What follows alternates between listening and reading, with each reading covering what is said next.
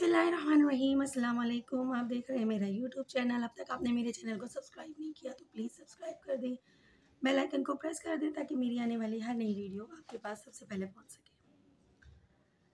इस वीडियो में हम बात करेंगे एहसान का एक आला दर्जा ये है कि आदमी एक चीज़ का खुद ज़रूरतमंद हो, लेकिन जब कोई दूसरा हाजतमंद उसके सामने आ जाए तो वो चीज़ उसको दे दे और ख़ुद तकलीफ़ उठा ले।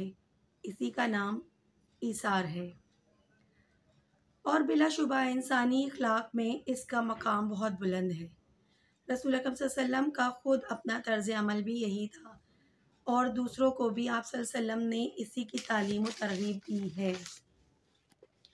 हज़रत साहद रज़ी अल्लाह अन्हु से रिवायत है कि एक औरत रसूल अकरम सल्लल्लाहु अलैहि वसल्लम की खिदमत में एक चादर हदिये के तौर पर लेकर आई और अर्ज़ की कि हज़रत मैं ये चादर आपको उड़ाना चाहती हूँ।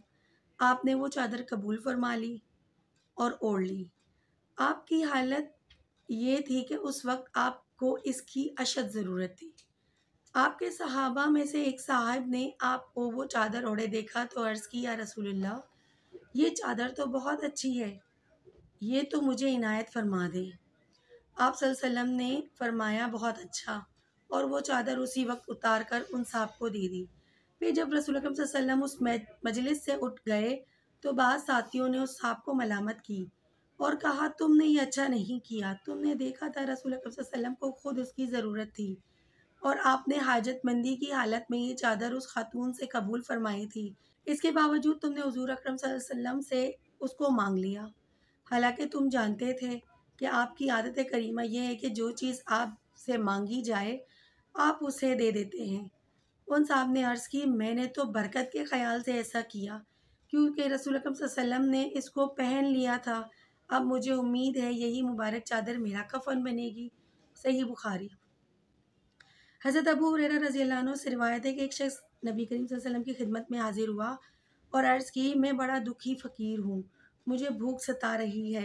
आप सल्लल्लाहु अलैहि वसल्लम ने अपनी अज़वाज मुतहहारात के पास कहला भेजा, अगर खाने को कोई चीज़ है तो एक ऐसे हाजतमंद के लिए भेज दो। वहाँ से जवाब मिला कि कसम उस पाक ज़ात की जिसने आपको दीन हक़ के साथ भेजा है, हमारे यहाँ इस वक्त खाने पीने की कोई चीज़ पानी के सिवा नहीं है।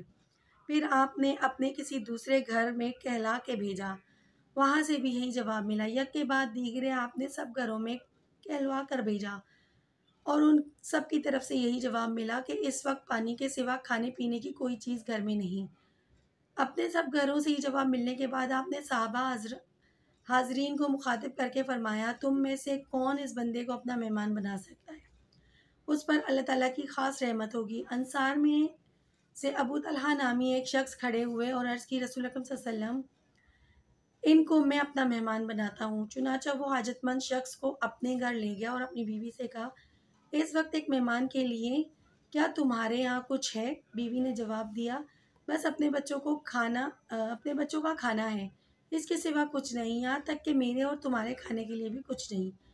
अबू तलहा ने कहा, तो फिर ऐसा करो, उन बच्चों को किसी चीज़ से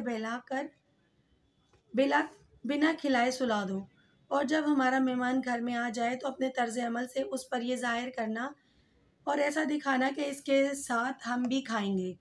फिर जब वो खाने के लिए हाथ बढ़ाए और खाना शुरू कर दे तो तुम चिराग ठीक करने के बहाने चिराग के पास जाना और उसको गुल कर देना, यहाँ तक कि घर में अंधेरा हो जाए और मेहमान ये ना देख सके कि हम उसके साथ खा रहे हैं या नहीं।